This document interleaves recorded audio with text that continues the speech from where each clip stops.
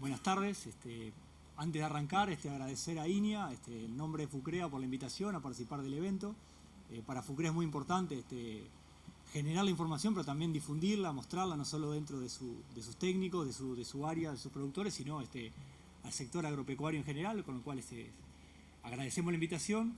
Y también en nombre de FUCREA agradecemos la importancia que nos dio el ministro, en especial en la locución inicial, que para FUCREA es muy importante generar cosas, pero que bueno, las cosas que generemos sirvan no solo para nosotros, sino para todo el sector agropecuario.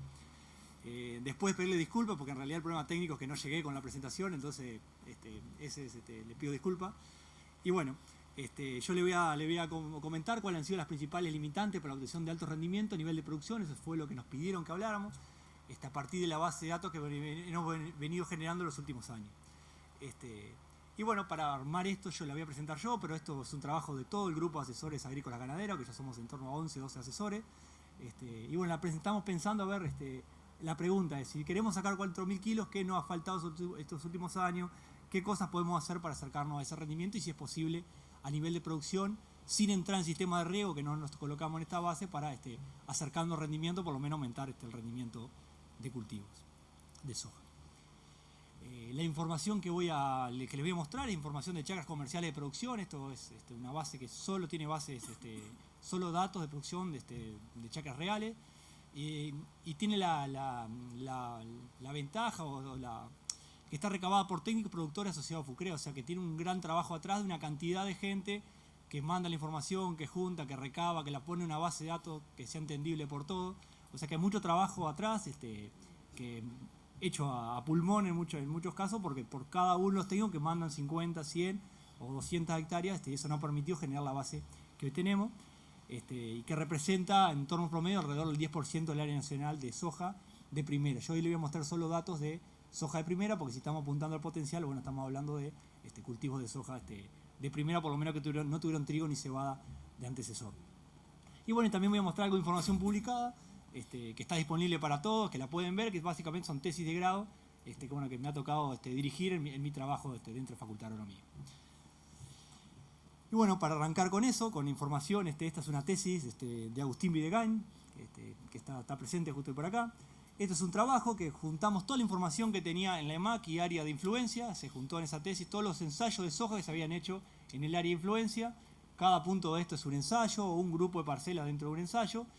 Y dijimos, bueno, la pregunta que se le hizo es, bueno, ¿qué pasa si no hubiéramos tenido limitantes hídricas en ningún momento y corrimos un modelo CropSys, un modelo un poco distinto al que está utilizando, al que mostró Berger en la primera presentación, que lo tenemos calibrado para las condiciones locales en casi todo el Uruguay, pero en secano, sin riego. Está calibrado y dijimos, bueno, ¿qué pasa si a esas mismas parcelas sembradas el mismo día con el cultivar que se sembró, o por lo menos con el grupo de madurez, con la cantidad de agua disponible, que teníamos toda la información, esos ensayos que elegimos tenían toda la información de agua disponible al momento de la siembra, una descripción buena del suelo que nos permitía correr adecuadamente el modelo, cuál hubiera sido el rendimiento si no hubieran habido limitantes hídricos? Y bueno, acá recién conversamos con Andrés, tenemos algunas diferencias. La salida de ese modelo nos da rendimientos de base de 4.000 kilos, pero tenemos rendimiento hasta 7, 8.000 kilos de potencial de rendimiento de soja de esas variedades, de esa cantidad, o sea que estamos con rendimiento muy superior a lo que se mostró en la primera presentación con la salida de este modelo para cada uno de los puntos. Y lo que nos generaba una diferencia entre más o mayor rendimiento era en gran medida cuánta radiación habíamos acumulado durante el ciclo entre siembra y R7. Y la diferencia entre la radiación acumulada entre siembra y R7, en este caso de esta simulación, estaba dado por el largo del ciclo del cultivo, por el largo del ciclo y por las características del año. Básicamente los años que llovía más o que había más condiciones de precipitaciones, teníamos para el mismo ciclo menos cantidad de radiación y eso nos generaba esa variación que le estamos mostrando.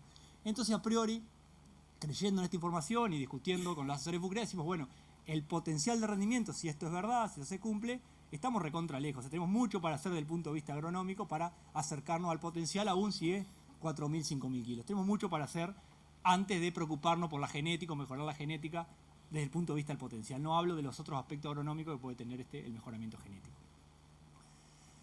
Y bueno, discutiendo si estos datos estaban bien o estaban mal, empezamos a relevar mucha información. Justo está Luis Jiménez acá de Facultad de Agronomía que trabaja en riego, le pedimos los datos de riego, a ver cuánto habían sido sus rendimientos en riego sin limitante en los últimos años, en los ensayos que está llevando, en la red de ensayos de riego que está llevando la MAC. Y bueno, estos han sido los rendimientos, ya tuvo años de 7.000 kilos, en los ensayos ahora que vamos a mostrar ahí, ensayos 5 o 6.000 kilos, o sea que capaz que no es 9.000 kilos el rendimiento potencial, pero ya han habido experiencia en ensayos de 7, 6, 8.000 kilos por hectárea, con lo cual creemos que el potencial en la mayoría de los cultivares lo tenemos, pero bueno, estamos lejos porque la principal limitante que estamos teniendo, en este caso parece ser la disponibilidad hídrica que no nos permite concretarlos a nivel productivo. Entonces con esa premisa partimos. Siguiendo con la tesis de Agustín, dijimos, bueno, en algún momento, en los ensayos por lo menos, que son ensayos parcelarios, que no es una chacra, concretamos el rendimiento potencial. Entonces, Agustín separó el rendimiento potencial entre 4 y 5 cada 1.000 kilos. Dijo, bueno, hacemos rango de cada 1.000 kilos de rendimiento potencial. Acá están cuántos sitios habían llegado a ese rendimiento en las chacras reales, en las simulaciones, y acá es qué porcentaje de rendimiento potencial se pudo concretar. Bueno, ¿qué nos dice ese cuadro? Cuando el rendimiento potencial, porque el ambiente, el ciclo o la condición de ese año no fue un ambiente de alto potencial, logramos concretar en el 40% de estos 19 sitios rendimiento cercano entre el 70 y 100%. Pero cuando nos vamos a lugares que el modelo nos decía que el ambiente podría haber dado 8 o 9.000 kilos, ningún ni ensayo ni parcelario, por chiquito que fuera, logramos concretar no más del 60-70% de rendimiento potencial. Entonces, ¿qué nos dice? Muchos años que nosotros decimos, este año fue el techo de producción a nivel productivo porque tuvimos buenos rendimientos, desde el punto de vista potencial estuvo limitado porque como llovió, tuve a priori menos radiación o alguna condición de temperatura que hizo más desfavorable para el rendimiento de cultivo.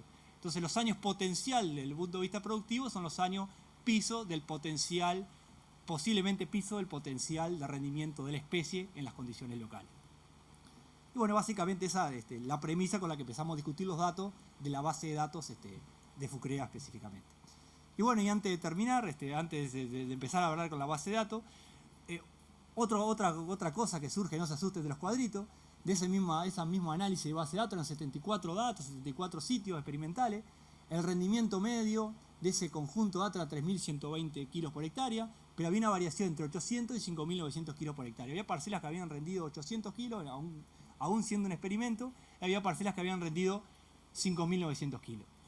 Y no vamos a entrar a analizar todo el cuadro, pero lo principal que me generaba variación entre más o menos rendimiento era si en el periodo R3, R6 que teníamos identificado habían llovido más de 290 milímetros, los rendimientos medios se iban a 4.470 kilos y la variación iba de 5.900 a 2.600. En cambio, los años que en ese periodo había llovido menos de 290 milímetros, el 290 milímetros no es para que se tome al pie de la letra, es una separación que hizo el modelo estadístico de acuerdo a los datos que teníamos, pero es una guía, tiene que llover más que esa cantidad o menos que esa cantidad, y acá el rendimiento medio ya se me iba a 2.600 kilos y podía tener algunos sitios de 800 kilos. Y todas las otras medidas de manejo, como el agua disponible a siembra, la fecha de siembra, otras cosas, eran importantes, pero estaban por debajo. ¿Esto qué nos dice?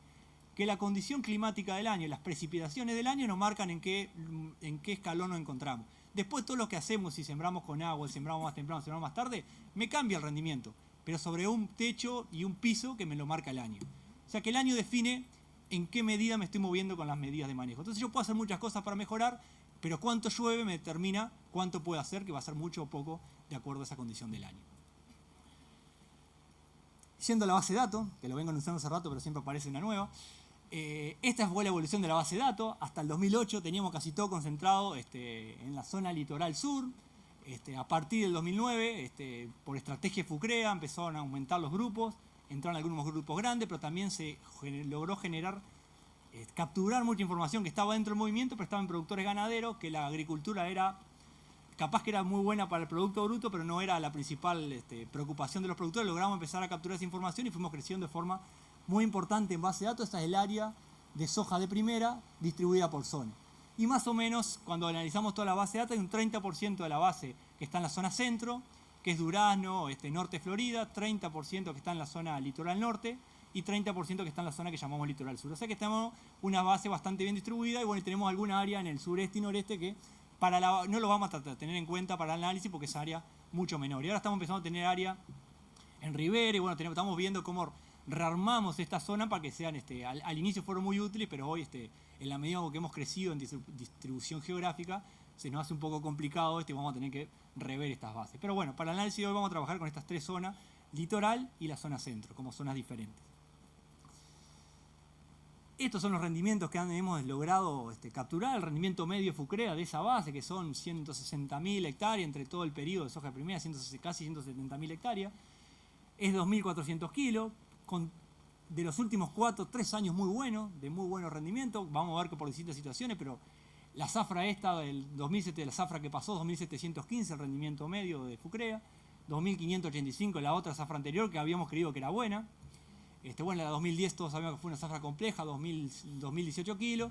Y bueno, acá los rendimientos son menores, pero también la base es un poco distinta en ese periodo. Todo esto en un marco que el área capturada fue creciendo. Acá teníamos en torno a 3.000, 4.000 hectáreas relevadas y acá ya estamos en 48.000 hectáreas, 32.000 hectáreas, 46.000 hectáreas para este último año.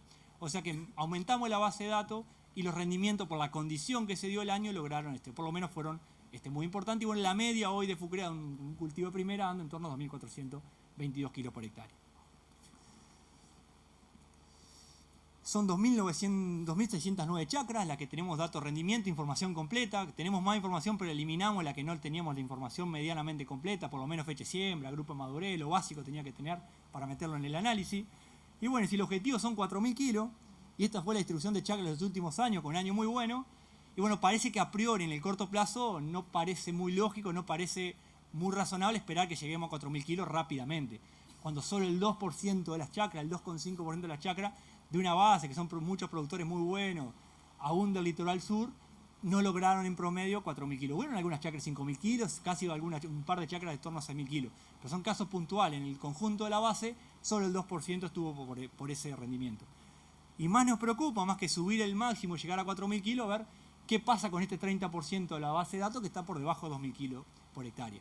Hay mucho que es condición del año, ahora lo vamos a ver, que el año coloca al piso que hablamos, pero hay mucho que es manejo o situaciones de chacra que no deberían ser agrícolas y que capaz que con el plan de uso o algún ajuste de área que está haciendo, mucho de esto logra desaparecer.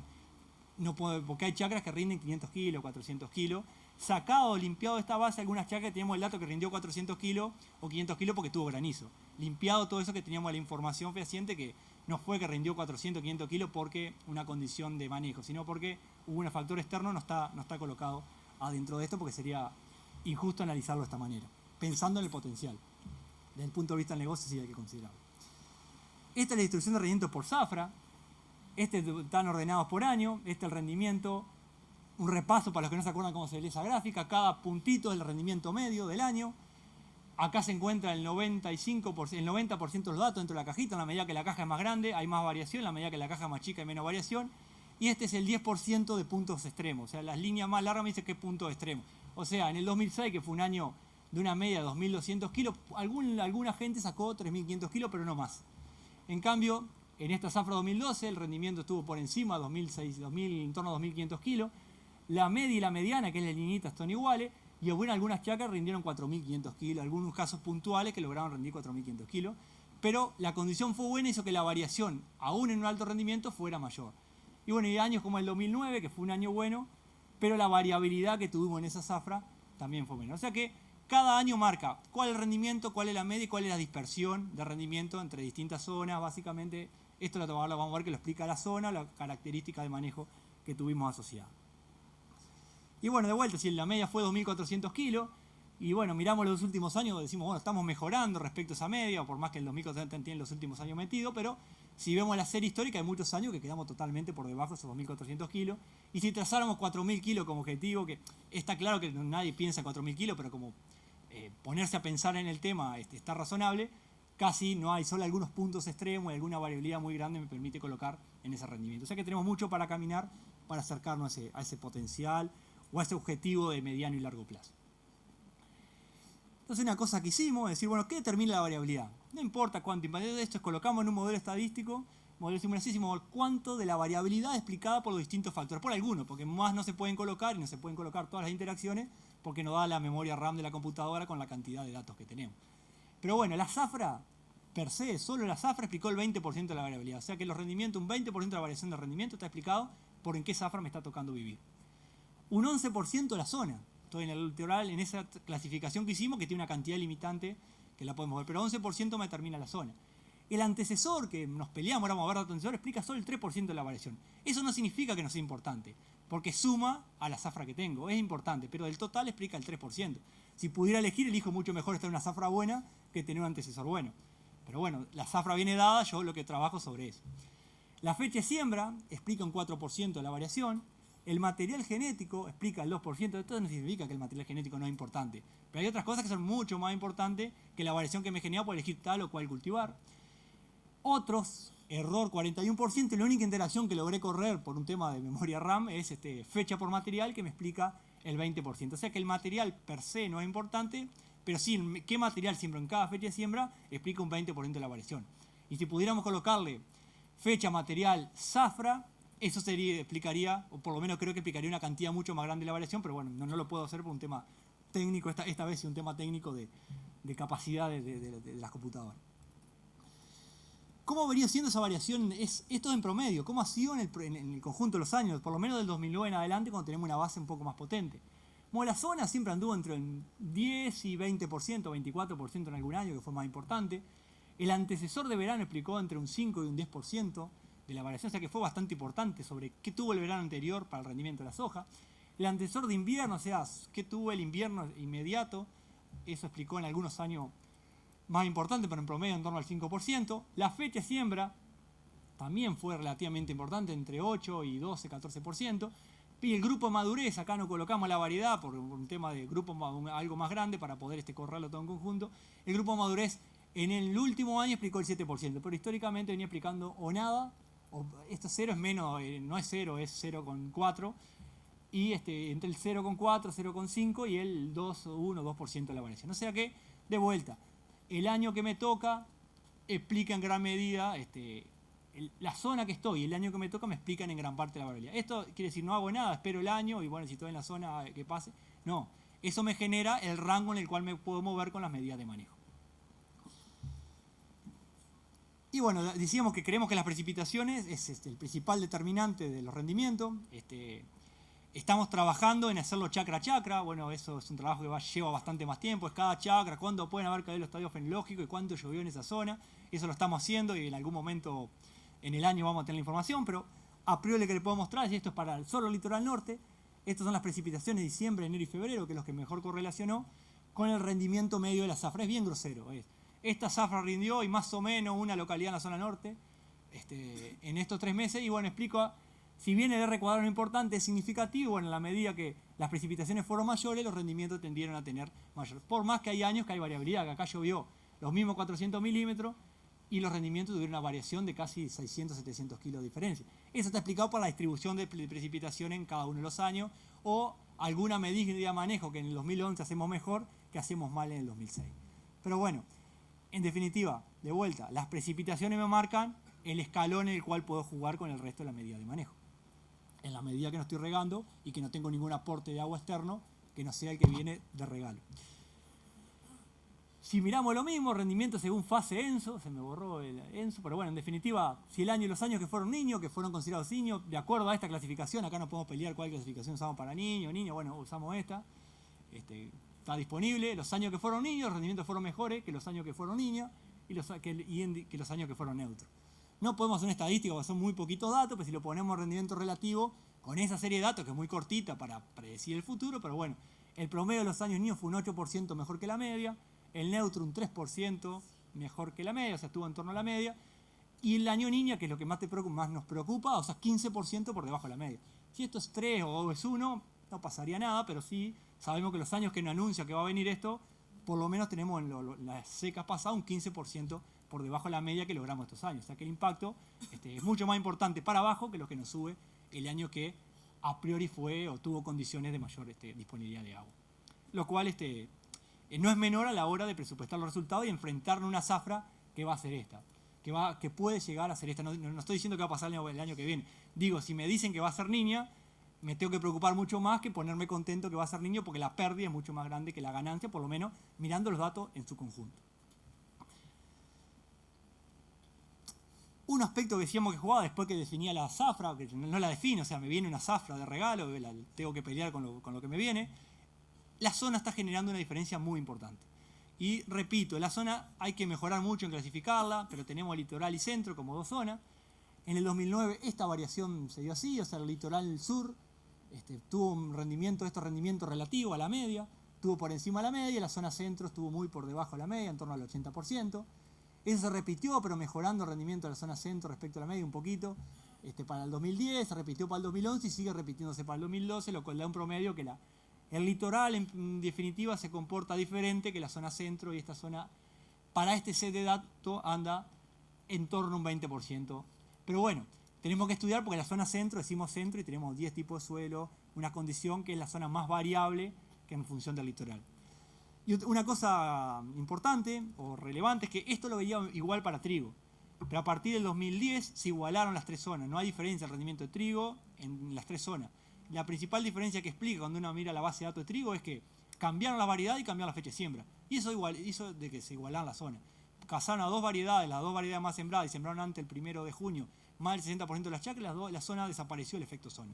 Entonces seguramente se puede hacer desaparecer el efecto zona centro. Por un lado porque describamos mejor la zona, pero por otro ajustando alguna medida, buscándole la vuelta a este tipo de suelo, a estas condiciones para hacerlo igual. No creemos que per se sea peor, sino que estamos haciendo el manejo en un área importante que aprendimos para el litoral y extrapolándolo de una para la zona centro. Para el trigo hay que ver qué pasa en el tiempo, pero parece que aprendimos alguna lección y venimos igualando, no hay un efecto zona tan fuerte. Para hacer soja nos queda algo más para buscarle la vuelta. Otro aspecto, después que tengo la zafra, tengo la zona, ya no me puedo mover porque tengo el campo ahí o arrendé en ese lugar, puedo elegir de alguna manera el antecesor. ¿Sobre qué estamos sembrando? Es la pregunta que nos hacemos. ¿Qué había ante el invierno antes que yo sembrara la soja? Bueno, había 20% que no tenemos datos, pero forman parte de la base, no sabemos qué era. Principalmente muchos son los datos viejos, que antes no le damos tanta importancia al antecesor, la base del 2006, 2007, no lo teníamos como un problema. Pero bueno, el 63% es barbecho químico. O sea que casi un porcentaje muy grande de la soja, porque si saco este 20%, que no sé qué es, casi toda la soja, un porcentaje muy grande, siembra sobre algo que no hubo nada el invierno pasado, que estaba el campo pelado. O vamos a ver qué podía tener. Hay un 6% de campo natural, que es la tasa de crecimiento que vemos de avance sobre el campo natural, que se ha visto en los últimos años, 4 al 6%. 3% es cobertura, y esto creemos que va a cambiar, porque bueno, los planes de uso van a hacer aumentar esta cobertura, y bueno, creemos que tenemos que empezar a trabajar sobre esto, porque bueno, esto va a dejar de ser barbecho químico y una porción va a pasar a ser cobertura, y hay que manejarlas distintas. Bueno, discutiremos eso en jornada sucesiva. 6% son pastura, y acá, yo no lo dije al principio, pero bueno, todo esto lo hacemos a pulmón, estamos juntando base de datos, trabajo en el asesor, ahora tenemos algún proyecto con el BID y bueno, con INIA también estamos trabajando, que vamos a tener recursos para trabajar, y bueno, y una de las cosas que vamos a hacer es mejorar la base de datos, juntar más información, pero ver qué son estas pasturas. Porque ponemos pastura, acá tengo P1, P2, P3, P5, festuca, alfalfa, y no sabemos qué es eso. Entonces, estamos hablando de un efecto pastura que es una mezcla de cantidad de cosas. Entonces, por un lado, un grupo técnico dentro de la creemos que las pasturas pueden mejorar el sistema.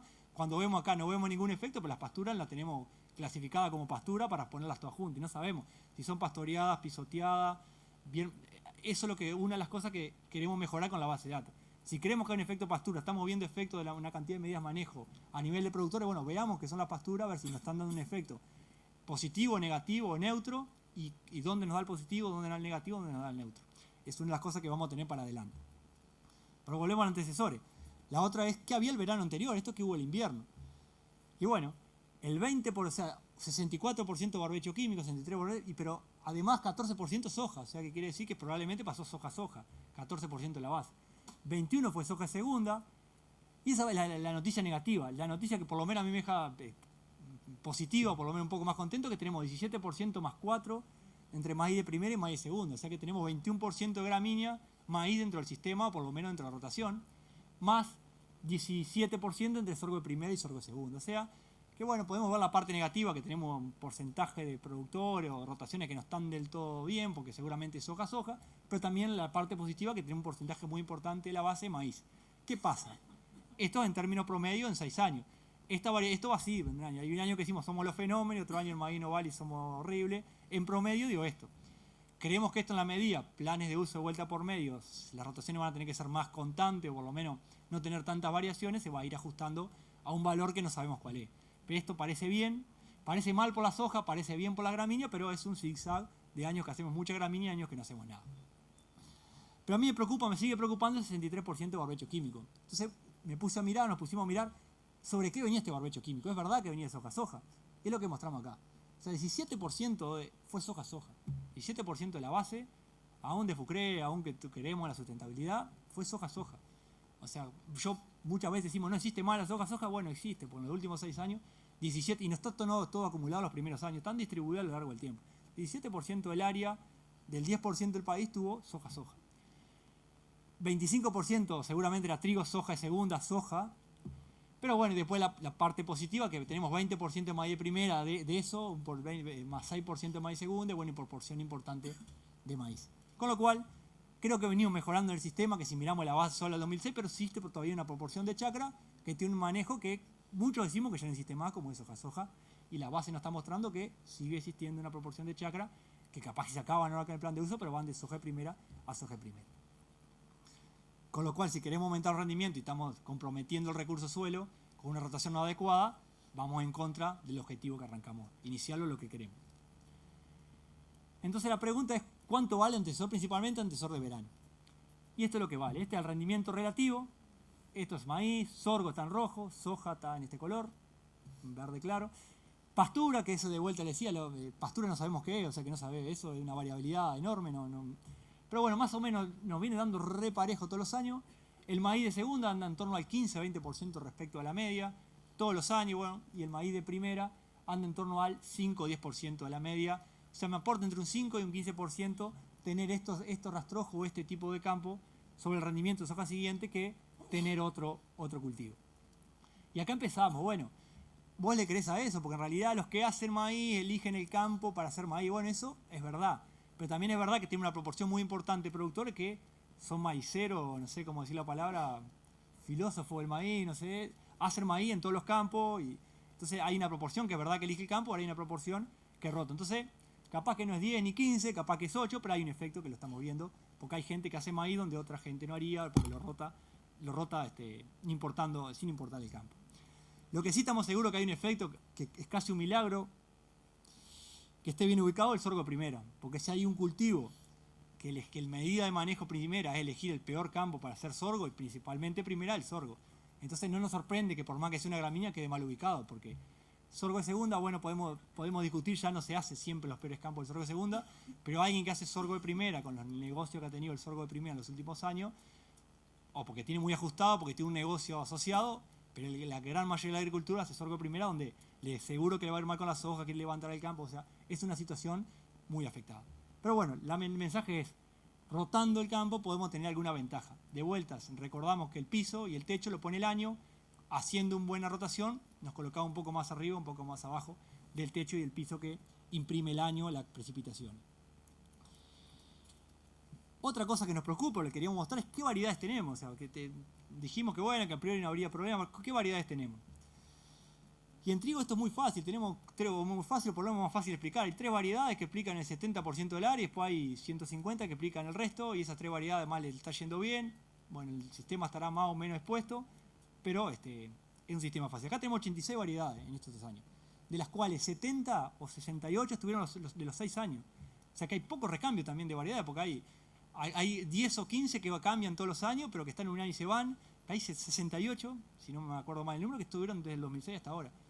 Entonces tuvieron muchos años. O sea que tenemos muchas variedades, cambiamos mucho los nombres, pero están ahí.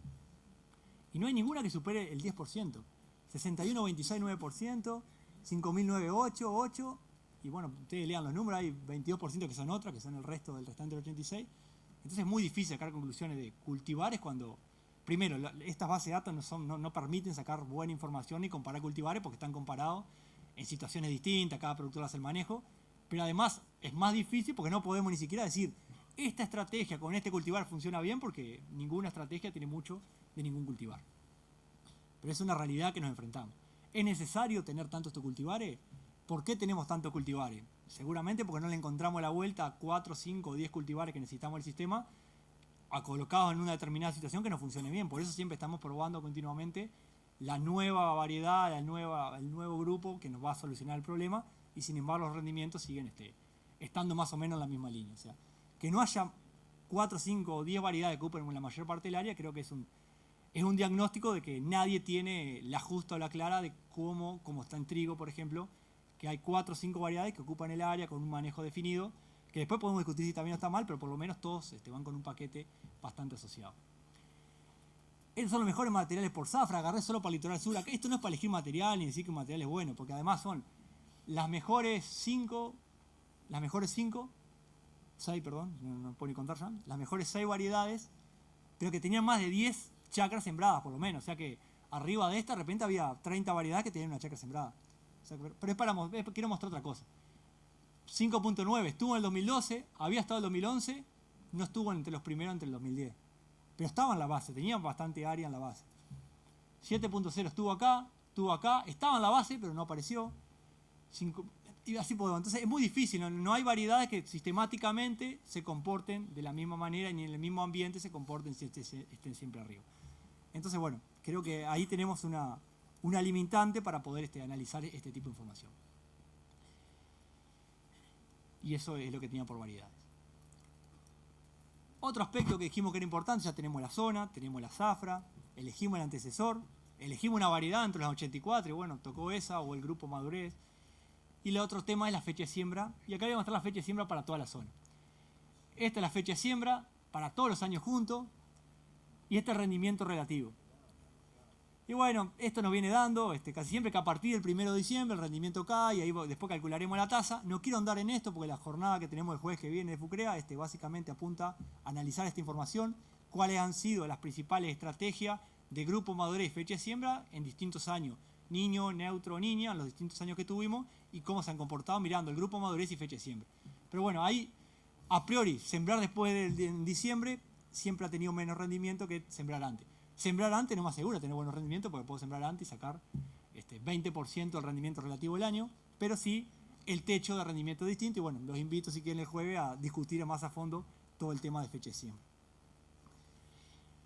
Pero siguiendo con fecha de siembra, pero otra mirada, estamos trabajando también en lo que llamamos frontera de producción. Todavía estamos en un nivel muy precario de cómo analizar la frontera, no llegamos a la parte estadística dura, pero estamos empezando a mirarlo.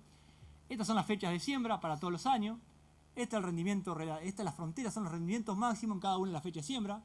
Esto en la medida que lo trabajemos se tiene que transformar en una línea y no en esa desprolijidad de puntos, pero bueno, hay que trabajarlo estadísticamente para que quede prolijo, pero me gustaba traerlo para mostrar. Entonces, ¿qué estamos haciendo? Viendo, como no podemos analizar las variedades en sí o no podemos analizar algunas medidas de manejo porque no nos da el N, no tenemos suficiente potencia estadística, lo analizamos cuánto se despegan. Por ejemplo, la variedad de la frontera, de los máximos de cada una de las fechas de siembra. Entonces, esto es 61.26. Tomé estas dos variedades, no porque sean de esa empresa, porque eran las que dos tenían más área, o sea, por tomar un criterio, no. Las dos primeras en área o en número de chakras son las que tomé. Justo coincide que son de la misma empresa, pero ese fue el criterio. Si ven la gráfica anterior van a ver que son las dos primeras. 61.26. Logra estar en algunos años en la frontera, se arrima al rendimiento de la frontera. Hay muchos años que está muy por debajo de la frontera, que puede ser producto de la variedad o producto del resto de las cosas, de la fertilización, del manejo, de la chacra. Y la comparamos, por ejemplo, con la 5009. Que primera cosa que vemos, siembra en un nicho mucho más chico de fecha de siembra, es la parte de estrategia y grupo madurez que le decía. Pero cuando comparamos cuánto se separó de la frontera, 61.26 en promedio, se separó 31% de la frontera, el promedio, todo esto da 31% de la frontera, y 5009 se separó 21% de la frontera. O sea que estuvo más alejado de ese máximo, menos alejado de esta variedad, de ese potencial para la fecha de siembra que la otra variedad. Entonces esto es un análisis que estamos empezando a hacer para ver una mirada distinta a cómo podemos alejarnos o acercarnos a los máximos, que es lo que nos está interesando o lo que estamos discutiendo hoy. Lo mismo podemos hacer para antecesores. De vuelta a la misma frontera. Esto es maíz, puse maíz de primera y maíz de segunda todos juntos. Vemos que hay muchas chacras que tuvieron maíz en alguna forma que se acercaban a la frontera. Tener maíz no más seguro, tener buenos rendimientos, de vuelta hay otras cosas. Cuando lo comparamos con soja, parece no haber diferencia. Pero cuando vemos cada puntito cómo se distribuyó la frontera de fecha de siembra, maíz estuvo 20% en promedio por debajo de la frontera y soja estuvo 30%. O sea que ese 10% que veíamos hoy en el otro análisis más o menos se repite en este mismo análisis. Hay un 10% de diferencia por sembrar soja arriba de maíz en las chacras que siembra maíz, y ahí podemos discutir si son las mismas, bueno, la discusión que hoy planteamos más adelante. Y bueno, para ir terminando, este análisis que FUCREA normalmente hace, dice, separamos cuartil y vemos a ver de alguna forma, dejemos la estadística al lado un rato, veamos qué hacen los mejores, las mejores chacras, a quiénes tuvieron. Bueno, el cuartil superior, o sea, el 25% de chacras superior, quedan 652 chacras, no eran poquitas chacras, lograron 3.300 kilos, o sea, lejos de los 4.000 kilos, pero más cerca que el 2.400 promedio de todo, frente al 25 inferior que logró el 1.500 kilos por hectárea. Entonces, ¿qué explicó esa diferencia en área? Esta coincide que tienen área más chica, pero tampoco hay tanta diferencia con el 25% superior, pero podríamos decir, como son áreas más chicas, son más manejadas, algún tipo de productor, pero no tenemos la información para afirmar eso. Pero sí nos explica, el 42% de estas chacras tuvieron la zafra 2012 y el 25% en la 2011. Mientras que esta tuvo mucho más proporción de zafra en la 2010, que fue una zafra de menor rendimiento. O sea, de vuelta, la zafra me ubica en qué parte de la curva que mostrábamos al inicio me ubico. Materiales, dan la misma cantidad de material en el cuartil, o sea que la cantidad de variedades que eligen es igual. Acá había 10% 5909, 8% 5009, pero si miramos algunas variedades como 6126 están entre los de arriba y los de abajo. O sea que, de vuelta, el punto de vista genético no está tan claro y no vemos ninguna variedad per se que haya tenido, que se haya despegado la media. Sí, cuando miremos estrategia, ahí pueden haberse algunas cosas. Después otra cosa que hacía estar en las zonas mejores, en el litoral, la mayor proporción de chacras buenas estaba en el litoral, y acá en la medida que teníamos peor rendimiento había una proporción de chacra en la zona centro. O sea, si me tocó en la zona centro o en alguna región de la zona centro, y además justo me estoy sembrando en el año 2010, y bueno, todo eso me hace, y además no tengo antecesor maíz, porque casi todos mis antecesores son soja, y bueno, esa es la estrategia para sacar 1500 kilos. En cambio, si estoy en otra zona, puedo estar en la zona centro, porque no me dice, puedo estar en la zona centro, pero tengo un buen antecesor, elegí bien la variedad, y el año me acompaña, puedo estar en el cuartil superior. Esas son las distintas estrategias que estamos manejando. Y bueno, para 3 mensajes finales de lo que vimos. Creemos, de FUCREA, discutimos bastante con nosotros, estamos muy lejos del potencial genético disponible, o sea, tenemos muchísimo para hacer, para acercarnos al potencial que nos están dando cualquier variedad que estamos sembrando. Eso lo vemos como una realidad. Si pudiéramos regar sería la forma más fácil de acercarnos al potencial, pero bueno, asumiendo que a priori no va a haber una gran cantidad de área que va a estar regando, con el resto de la medida de manejo tenemos que arreglarnos. La medida de manejo agronómica como rotación, como por ejemplo, permite disminuir la brecha con el año. El año me dice, el máximo puede ser esto porque llovió tanto y el mínimo puede ser este. Yo con la medida de manejo me acerco al máximo o me quedo en el mínimo del año.